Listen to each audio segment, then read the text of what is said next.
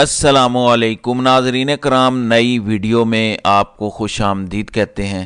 عمران خان کو مائنس کرنے کا دعویٰ کرنے والوں کی راتوں کی نیندیں حرام ہیں۔ ایک کے بعد ایک انکشاف جاری ہے۔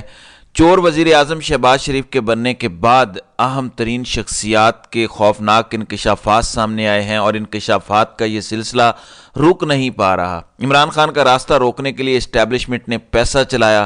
انتہائی خوفناک ترین انکشافات ہیں۔ عمران خان کے بغض میں ان کا راستہ روکنے کے لیے ہر مکروہ راستہ اپنایا گیا۔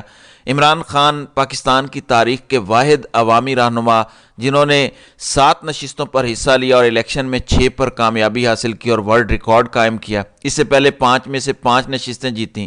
پھر وہ جماعتیں جو سویلین سپرمیسی کی بات کرتی تھی، جب مشکل وقت آیا تو وہ اسٹیبلشمنٹ کی گود میں بیٹھ گئیں۔ صرف عمران خان واحد شخص ہیں جنہوں نے پاکستان میں سویلین سپرمیسی کا جھنڈا نہ صرف اٹھایا بلکہ اس خواب کو تعبیر دی۔ پاکستان کی تاریخ میں پہلی مرتبہ یہ ہوا کہ کوئی ایسا عوامی اور سیاسی رہنما آیا جس کے خلاف اسٹیبلشمنٹ نے تمام تر اقدامات اٹھائے اس کا راستہ روکنے کے لیے، اس کو الیکشن کے اندر شکست دینے کے لیے۔ لیکن ان تمام ہینڈلرز، تمام مافیاز، تمام خفیہ ہاتھوں، عدلیہ، اسٹیبلشمنٹ اور میڈیا کو اس نے شکست دی اور عوامی حمایت کے ساتھ 180 نشستیں حاصل کر کے وہ سرخرو ٹھہرا۔ اس فتح نے نیوٹرلز کو بری طرح ڈیمیج کیا ہے، ایک ڈیپ ڈینٹ ڈالا ہے جس کے اثرات اس وقت ہمیں پاکستانی سیاست میں واضح نظر آ رہے ہیں۔ ناظرین اکرام، کل فیصل جاوید سے پوچھا گیا کہ مفاہمت کی طرف ہاتھ بڑھایا ہے شہباز شریف نے اور کہا ہے کہ اپوزیشن جماعتوں کو کہا ہے کہ ہمارے درمیان مفاہمت ہونی چاہیے۔ اس پر فیصل جاوید نے کہا کہ صرف ووٹ کو عزت دینے کی صورت میں مفاہمت ہو سکتی ہے۔ ڈان نیوز کے ایک پروگرام میں سینیٹر فیصل جاوید نے کہا کہ 9 مئی کے بعد روپوشی کے دوران قرآن پاک ترجمے کے ساتھ پڑھا اور بہت کچھ سوچنے کا موقع ملا۔ طویل عرصہ روپوشی کے بعد اپنا پہلا انٹرویو دینے والے پی ٹی آئی رہنما نے کہا کہ تشدد اور توڑ پھوڑ عمران خان کی ہرگز سوچ نہیں۔ ثانیہ 9 مئی کی آزادانہ تحقیقات ہونی چاہیے اور عمران خان کا بھی روز اول سے یہی مطالبہ ہے، کیونکہ بے گناہ لوگوں کو جیلوں کے اندر ڈالا گیا۔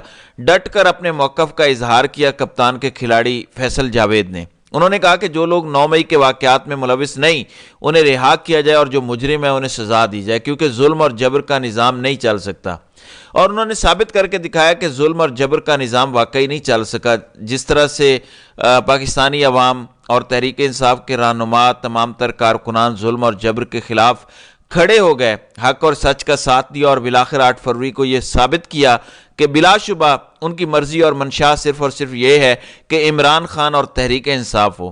پھر سینیٹر فیصل جاوید نے کہا کہ میں 9 مئی کے بعد غائب کیوں ہوا یہ سب جانتے ہیں۔ اس وقت ملک میں قانون نام کی کوئی چیز نہیں اور ضمانتوں کے باوجود لوگوں کو اٹھایا جا رہا ہے۔ سینیٹر فیصل جاوید نے کہا کہ میں جلد عمران خان سے ملاقات کروں گا اور عمران خان کی رہائی ہماری اولین ترجیح ہے۔ فیصل جاوید نے کہا کہ ملک میں یہ الیکشن ایسے ہوا کہ ہمارا لیڈر غیر آئینی اور غیر قانونی طور پر جیل میں تھا، کارکنان جیلوں میں تھے، انٹرنیٹ بند کر دیا گیا، لیکن عوام نے جس طرح ان انتخابات میں شرکت کی اس کا کریڈٹ عوام کو عوام بالخصوص خواتین اور نوجوانوں کو جاتا ہے۔ ان کا کہنا تھا کہ عوام نے تمام تر رکاوٹوں کے باوجود تحریک انصاف کے امیدواروں کو ڈھونڈ ڈھونڈ کر ووٹ ڈالے۔ سینیٹر فیصل جاوید سے پوچھا گیا کہ نو چن تخیب وزیر اعظم شہباز شریف نے مفاہمت کا بیان دیا ہے تو انہوں نے جواب دیا کہ مفاہمت تو صرف ایک صورت میں ہو سکتی ہے کہ ووٹ کو عزت دی جائے اور عوامی مینڈیٹ کا احترام کیا جائے۔ انہوں نے مطالبہ کیا کہ انتخابی نتائج فارم 45 کے تحت جاری کیے جائیں۔ فارم 45 اب مافیا کی، ہینڈلرز کی، سہولت کاروں کی، عدلیہ کی، اسٹیبلشمنٹ کی، بیوروکریسی کی، الیکشن کمیشن اور پاکستانی میڈیا کی چھیڑ بن چکی ہیں، کیونکہ فارم 45 کے مطابق تحریک انصاف نے 180 نشستیں جیت رکھی ہیں۔ فیصل جاوید نے مزید کہا کہ 2022 میں اپوزیشن میں نہ بیٹھنا ایک رائے ہے کہ سیاسی غلطی تھی، لیکن آئینی اور قانونی طور پر ہم نے درست فیصلہ کیا تھا۔ عمران خان کی جانب سے IMF کو لکھے گئے خط پر ان سے ان کا موقف جانا گیا تو انہوں نے واضح کیا کہ یہ ملک کی بہتری کی بات ہے، IMF ہو یا کوئی بھی عالمی ادارہ۔ وہ ملک میں سیاسی استحکام کو بھی مد نظر رکھتا ہے۔ انہوں نے کہا کہ عمران خان نے ریاست کے خلاف کوئی کام نہیں کیا، ہمارے لیڈر کا جینا مرنا پاکستان میں ہے، ایسے موقع پر ان کی جگہ کوئی اور ہوتا تو ڈیل کر کے ملک سے باہر چلا جاتا۔ پھر یہ بھی پوچھا گیا کہ کچھ لوگ مجبوری میں تحریک انصاف کو چھوڑ گئے، ان کا کیا بنے گا؟ تو فیصل جاوید نے کہا جو لوگ مجبوری میں چھوڑ گئے ان کی واپسی سے متعلق فیصلہ صرف اور صرف عمران خان کریں گے۔ دوسری جانب عمر ایوب کل خوب گرجے برسے، سرکاری ٹی وی نے بار بار ان کو لائیو تقریر میں غائب کیا پی ٹی وی سے۔ عمر ایوب نے کہا کہ 9 مئی کے واقعات کی غیر جانبدارانہ انکوائری کا مطالبہ کرتے ہیں اور عمران خان کو بطور سیاسی قیدی گرفتار کر کے رکھا گیا ہے، ہمارے معصوم لوگوں کو گولیاں مار کر شہید کیا گیا، ہم مطالبہ کرتے ہیں کہ اس کی غیر جانبدارانہ تحقیقات ہونی چاہیے۔ وزیر اعظم کا الیکشن غیر قانونی ہے۔ عمر ایوب نے کہا کہ فارم 45 سے متعلق جوڈیشل انکوائری ہونی چاہیے۔ انہوں نے کہا کہ شہباز شریف جعلی فارم 47 کی پیداوار ہیں، سپیکر اور ڈپٹی سپیکر کا الیکشن بھی غیر قانونی تھا۔ لوگوں نے الیکشن کے اندر عمران خان کے امیدواروں کو ڈھونڈ کر ووٹ دیا۔ آج حکمران اتحاد کے چہرے اترے ہوئے ہیں، لگتا ہے جیسے جنازے پر آئے ہیں۔ جو لوگ یہاں بیٹھے ہیں انہیں پتہ ہے کہ انہوں نے مینڈیٹ چوری کیا ہے۔ یہاں بیٹھے ایم کیو ایم کے کارکنان بھی جعلی فارم 47 کی پیداوار ہے۔ عمر ایوب کا کہنا تھا کہ یہ حکومت پی ڈی ایم حکومت کا تسلسل ہے۔ فارم 45 کے ایم این ایز اگر آتے تو آج ہمارے ارکان کی فارم 45 کے مطابق ایم این ایز آتے تو آج ہمارے ارکان کی تعداد 180 ہوتی۔ سپیکر، ڈپٹی سپیکر اور آج وزیر اعظم کا الیکشن قطعاً غیر قانونی ہے۔ یہ ایوان میں ایک اجنبی شخص ہے۔ شہباز شریف الیکشن ہار کے آیا ہے، اس ہاؤس کا یہ ممبر نہیں ہے۔ شہباز شریف کی تقریر سے ظاہر ہے کہ ان کے پاس ملک چلانے کے لیے کسی قسم کا کوئی پلان نہیں ہے۔ سانیہ 9 مئی پر غیر جانبدارانہ عدالتی انکوائری کی جائے۔ جی ایچ کیو اور کور کمانڈر ہاؤسز کی فوٹیجز موجود ہیں۔ پی ٹی آئی کے شہداء کے نام پیش کر رہا ہوں، بتائیں ان کا قاتل کون ہے؟ بہت بڑی بات کی ہے انہوں نے۔ پھر عمر ایوب نے کہا کہ آئی ایم ایف نے تحریک انصاف سے باقاعدہ رابطہ کیا، عمران خان سے گزارش کی کہ آپ حکومت کے ساتھ ہونے والے ہمارے معاہدے کو سپورٹ کریں۔ رد عمل میں عمران خان نے کہا کہ پاکستان میں شفاف انتخابات ہونے چاہیے۔ اس حکومت کے پاس کسی قسم کا کوئی مینڈیٹ نہیں ہے۔ پاکستان پر قرضہ ان افراد کی شاخ خرچیوں کی وجہ سے ہے جو قرضہ مل رہا ہے، اسے پاکستانی عوام کے مفاد میں استعمال کیا جائے۔ لوگوں میں احساس محرومی ہے، یہ ڈیلیور نہیں کر سکتے۔ چیف الیکشن کمشنر دھاندلی زدہ الیکشن پر فوری مستعفی ہوں۔ فارم 45 سے متعلق جوڈیشل انکوائری ہونی چاہیے، الیکٹرانک مشینوں پر کام ہونا چاہیے اور اوورسیز پاکستانیوں کو حق دیا جانا چاہیے۔ تو یہ بڑی اچھی عمر ایوب کی تقریر تھی۔ اب ناظرین کرام بڑھتے ہیں ان انکشافات کی طرف۔